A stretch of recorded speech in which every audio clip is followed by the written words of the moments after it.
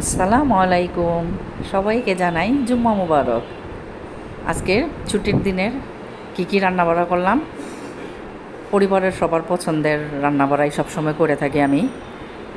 আসলে বিয়ে হয়েছে পর থেকে নিজের পছন্দ বলে কিছু নাই, এই পরিবারের পছন্দ অনুযায়ী সব কিছু রান্নাবাড়া করতে হয়। আজকে একদম সিম্পল রান্নাবাড়া করছি, সাদা পোলাও করছি। আর মুরগিটা আপনার মাশাল্লাহ 1.5 কেজি ওজন হবে, অনেক বড় একটা মুরগির ছোট ছোট পিস করে রোস্ট করছি।